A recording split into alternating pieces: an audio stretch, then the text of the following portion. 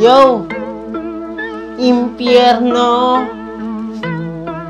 Sabi ko sa'yo, impyerno! Yo! Impyerno! Yo!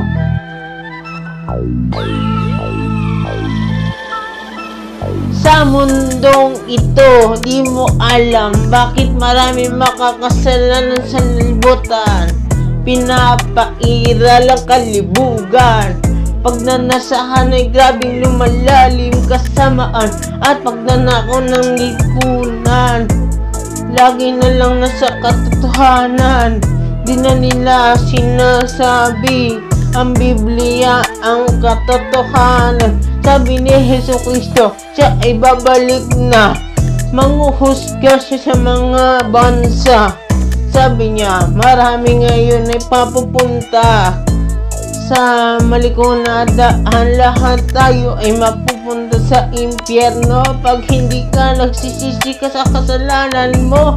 Bumalik ka na sa ating Ama na lumikha ng langit at lupa. Sabi ko naman sa iyo, si Jesucristo ay bababa. Lilinisin niya ang mga lala. Tayo ay malala. Matapusan na ng ating buhay, di ba kayo nagsisisi? O di ba?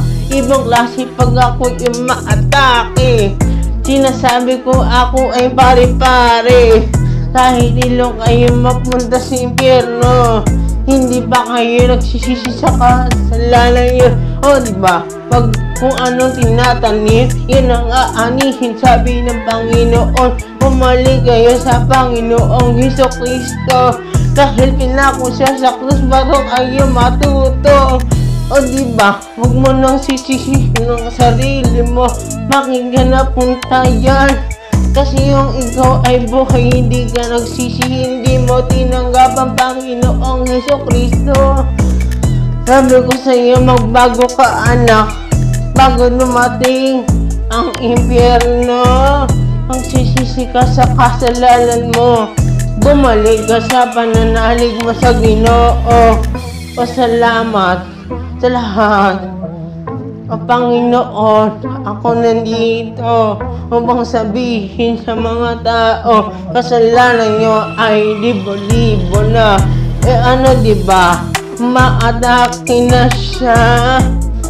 Kaya mag-ingat ka na.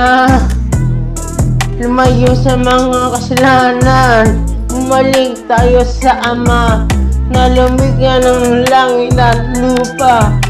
Saludo ako sa Kanya. Maraming salamat, Panginoon, sa ibigyan mo ako ng pagkakataon. Nagsisingla kayo bago mahuli ang lahat, pagkat hindi malalaman bakit ba ganyan ang buhay. Kung mapupunta ka lang sa kamamakan, hindi matino yan. Bumalik kay Jesucristo. Ikaw ay matuto sa pag-ibig ng Diyos. Ikaw ay lilinisin sa kasalanan mo. Manalig ka na sa Panginoon. O diba, yun ang alawan mo. Magsisisi ka sa huli ito pag hindi ka ba nagsisi sa ugali mo. Malay ko na lang sa'yo.